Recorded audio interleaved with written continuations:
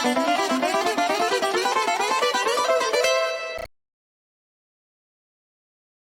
everyone, welcome to another episode of the Greek Wine Club podcast. I am Ari, and with me is the master of all things wine, Greek wine, any type of wine, my co-host Fotis Stamos. Hello, Foti. Yasu Ari. So we are recording today about basically how the Greek Wine Club came about, why we started it, why we felt we were in a position to start it, and just basically the history of this podcast and our app and our website. So let me turn it over to you, Forty, since you are the wine guy. So I think you are in the best position to kind of lead this conversation on where, why, when, how the Greek Wine Club has happened.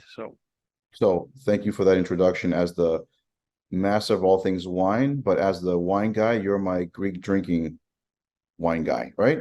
So being in the industry for over 25 years collectively together and so forth, this was bound to happen, even though maybe we weren't thinking like this 20 years ago. But where it all began for us is that number one, being Greek and Greek American growing up, you know, it was so disappointing that there was very limited and scarce options of Greek wine in the market, whether it be retail, whether it was restaurants. And even back then, the reputation of Greek wines were not that promising or pleasing. I was getting so tired of listening to non-Greeks when they heard that Greece makes wines, and number one, they were like, had no idea. And number two, like, oh, the last time I had Greek wine, it was awful because it was either tasted like pine sol Retsina. or it was so sweet. And I just couldn't accept that. And I was determined back then to make a difference by getting involved, learning more about Greek wine, connecting with people in Greece who were producers, farmers, and so forth, and kind of wanted to get their perspective first and why this is the case. Why isn't Greek wine a thing in the US when there's so many Greeks throughout the country? So many Greek-owned restaurants dominated the restaurant industry, but yet Greek wines were not a thing. Um, you know, short story here about the history of Greek wine in the US.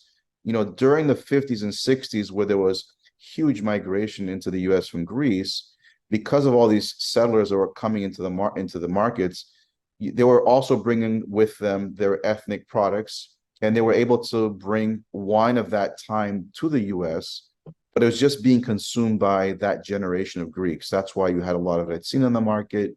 You had a lot of jug wine, a lot of volume wine, and Mavrodaki for the churches. All right, that's it. There was no infrastructure back then, anyways. So as time went on, and as we mentioned, we got intrigued and wanted to find out why this is the case that Greek wines don't have a place in the U.S. market. We started to do a little bit of legwork. And as we were learning more, as our journey began in the Greek wine industry, we found out there were actually individuals in the industry that wanted to produce better wine, and they were determined to make better wine. And because of that, we wanted to be there at the forefront when this started to happen. So, we were actually at the time, in a small operation of bringing wine to the market, and we were pounding the pavement door to door, going to retail shops, asking them, can we showcase some of the Greek wines that we bring to the market? And for the most part, we got a lot of doors closed in our faces. We got a lot of people laughing at us. So people in the know and people in the industry did not have any insight or foresight or understanding of Greek wine at that point. Not at all. Do you think anybody knew that Greek wine was good, but they just didn't think they could make money, so they closed the door? Or do you think they just don't know about Well, Greek wine at that point? good question. I have to say that I can understand why, because if I was in their shoes and I wasn't familiar, to your point, I wouldn't want to invest in inventory of wine that was just going to sit around, right? Yeah. Let's be honest.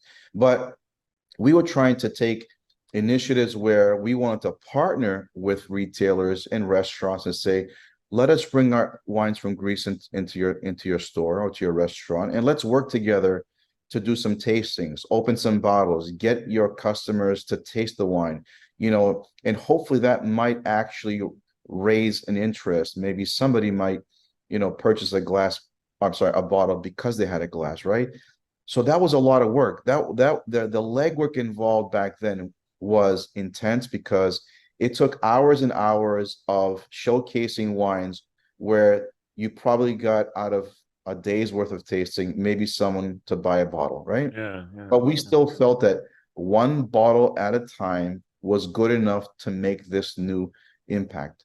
So at the same token, this is during the late 90s, early 2000s. The EU was implementing some interest in Greece's wine industry. They created some infrastructure on regulating the quality of Greek wine, just like the French do. And that was really the starting point for Greece getting serious about winemaking and not just making bulk wine and selling it cheaply, right? So when we saw that happening, that's where we got excited that this is it.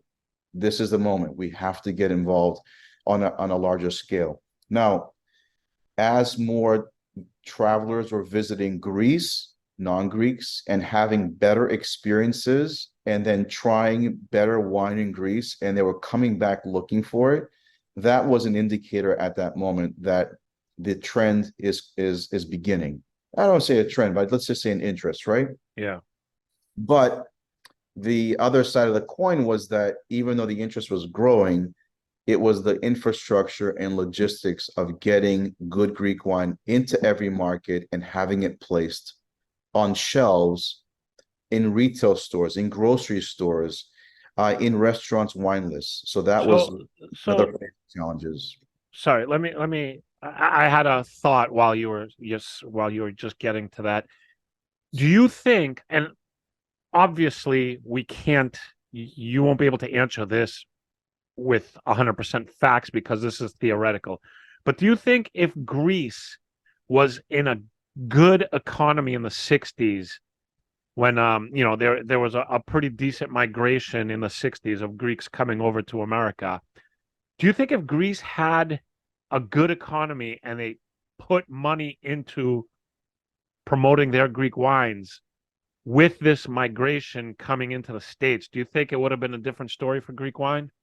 I believe so. I Yeah. do I mean, believe it that. sounds like it should. But we have to, let's circle back to your theory. And the reality was that unfortunately, Greece was stricken by different scenarios in their economy, politically, socially. Greece is a very small country. It has, its industries that really the country thrives from is tourism and agriculture. Yeah. But when you take the landscape of Greece and you break it down, the terrain of Greece is very mountainous and very rocky. So, the amount of fertile land is also limited, right? So the production yields of anything that comes out of Greece is a lot smaller than most European producing areas. So not only were they a small country and producing, small amounts of wine compared to others, they just didn't have the infrastructure. So but that was changing, like a lot of landowners were starting to actually recultivate their land so they can plant vines so that they can grow grapes and then potentially sell off to winemakers. There's a lot of cooperatives that were going on at the moment. And the other part of this renaissance in the 90s was that farmers who owned tons of land with vineyards were sending their children off to universities to study enology. Yeah. So that was the next phase of this renaissance where now you have young, passionate, driven children of farmers who wanted to learn better techniques of producing wine, whether it be France or Italy, and they took that experience and education and they brought it back home. So they basically had what their parents had, except you add education and practical knowledge of wine and wine making. Right. You know, Not just what your granddad told you he was doing in the basement or in the barn. It was Correct. a practical application of knowledge on how to create better wine. You know, Exactly. And most of these farmers were growing grapes that did not know its potential. They had yeah. no experience of what that grape can do when it's produced with some talent, skill, and TLC, that the wines could become world-class selections that could compete with other wines around the world. They had no idea that these grapes had that potential until their kids got involved. So you mentioned Renaissance in the 90s. What time frame do you think was the flip of Greek wine being like, I'm okay, I'm good, I don't need Greek Well, wine, or I don't want to buy Greek wine for my establishment? When was that flip where I gotta get Greek wine now? okay. I have a trendy hot restaurant, it needs Greek wine. Like when did that kind of time frame occur? So during this whole preparation, we'll call it preparation, where in the late 90s, the Renaissance begins within, I just mentioned the farmers and their children getting Yeah. educated, right? So they're building up this new approach because the timeline to grow grapes and make good wine could take 2 or 3 years, right? Or 4 years or 5 years. There was two significant events that came about that really made that flip. Okay. So in 2004, which was just about that time where they were putting out selections of wine that were really class acts, and you had the Olympics coming around the corner, Uh-huh. right? The Olympics was probably the biggest PR campaign for the Greek culture abroad, right? So now you had an enormous amount of visitors to Greece, not just to visit because the summer, but the Olympics included, right? Yeah. So that major event happened to actually allow Greece to showcase its treasures, and wine happened to be one of them. Believe it or not, in the same year, the European Cup played a role in the awareness of Greek culture, believe it or not, because the European Cup was being viewed all over the world. Oh, I And completely believe it. and there were so many that were visiting Europe to watch these games. So those two major events in 2004, this is my opinion, because statistically looking back and following the industry, after that moment, all of a sudden Greek wine started to take off. Well, it seems from your opinion stating these things, but these two events were something that really kicked Greece's reputation up a notch. Obviously, the Olympics being executed very well and beautiful opening ceremonies, closing ceremonies, just the birthplace of the Olympics, the infrastructure that we built for the Olympics. That said, hey, Greeks, are serious and they can execute. And the Euro Cup was just another, just like, wow, Greece like has something going on. So Right. I completely agree with you And with those two instances. And in the restaurant industry in Greece, they were definitely prepared and strapped with having and showcasing at the time Greece's best wines. So every winemaker, winery was getting actively involved in making sure that they were getting their wines on as many restaurants as possible, because obviously with so many visitors, part of visiting was going out to dine. So that's where the great PR of the wine industry was, that people now were discovering these great wines while going out to dine during that time frame in the summertime during the Olympics.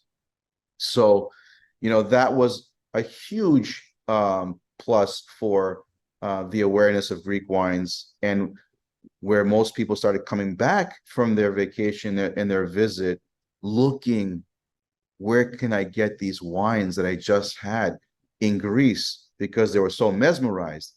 And because of that, there was also the next round where now those that went to Greece at that time frame were now going back to visit again, whether it was a destination for their honeymoon or it was because they were so in love with their first visit, they made it a point to go back again.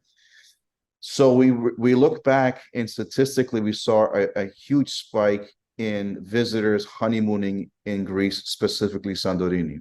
Well, I'm going to add to that. I'm going to say this.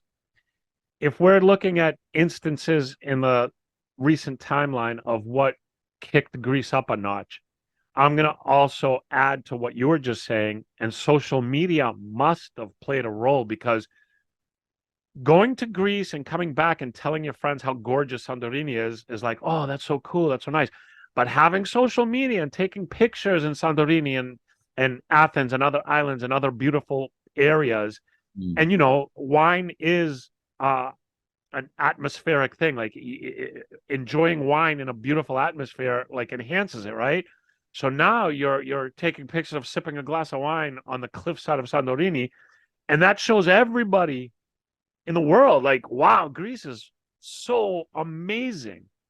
And if I can add to that, Ari, is that because of the spike in visitors to Santorini because of honeymoons and weddings and so forth, there was a couple of things that really connected with those that were visiting there. Obviously, the number one thing is the sunset, Mm-hmm. right? And followed by, the beaches aren't the greatest in Santorini if you've been there because of its volcanic landscape. But at the time, because they were actually producing amazing white wine at the time, is people were connecting with Santorini with great white wine. And that was the starting point where Santorini placed Greece on the global map for great wine. So now people were associating great Greek wine from Santorini. And that's where it began. Santorini actually was the door opener to allowing people to understand that Greece actually can make good wine. So okay, so I'm also gonna say one more bit of opinion. So uh Olympics, Euro Cup, social media and these amazing like images of beauty in Greece. I don't think that was what really tipped the scales. I think the invention of Greek Wine Club is what really just tilted everything towards Greece. Prove That me wrong. Prove me wrong. that I think is basically the best theory that became practicality, or it became practical because, to your point, Ari, Greek Wine Club was created because the buzz was there, the interest was there, but unfortunately, the selections were not easily available depending on where you lived in the United States, right? Yep. So the biggest complaint that we get as consumers in the US who enjoyed Greek wine and want to purchase Greek wine is that it was hard to find, hard to get. And if you had any availability in any of your retail shops, the selections were very limited and aren't always consistent. So that's where you and I had a light bulb moment. You have a light right above your head, so I was just listening. there it Yeah. is. Okay. And we put our brains together and said, how can we figure out a way that we can source the wines through our networks and have the ability to build a platform that when somebody is interested in a wine from Greece that they can't find, they'll find it on our platform. And it was going to be as easy as going to our platform, purchasing it, put your information, click a button, and off it goes. And you would receive it in your doorstep within a week. Beautiful. That that's what we thought of. That's what we did. That's what we're doing. So Greek Wine Club continues to pioneer, I'm going to use that word, in the industry because besides creating the infrastructure and the ability, we worked diligently and directly with the winemakers. We get involved. We make sure that we get familiar with the wines. We do a lot of wine tasting, by the way. And That's the rough part of the job. right? And we want to sell not just the wine, but we're selling the story where the wine comes from. Every single wine that's on that platform from Greek Wine Club has a significant story to tell. And we're very grateful that we have great relationships in Greece with various different winemakers. We're very grateful to have great relationships with the importers that bring the wine to market and the distributors as well. And we're very grateful that we have a growing audience that believes in what we're doing, and also thank us for being able to fulfill this need and create this solution to a problem that's been around forever. Yeah. Well, I'm thankful for you and the knowledge and the experience that you bring to the table in order to be able to execute a concept like Greek Wine Club. So there you have it, folks. This is what we are, what we're about, why we started this. And, hopefully we can just continue to promote, enhance, and just get Greek wine into everybody's home, every restaurant. Everybody should have and try Greek wine if you haven't. And if you have, just keep trying more, various, whatever it is, just get some Greek wine into your system. You will not regret it. Absolutely. So, again, thank you, Foti, for all that knowledge that you bring. Thanks, everybody out there, for watching and listening. And we will see you next time. Yamas. Yamas.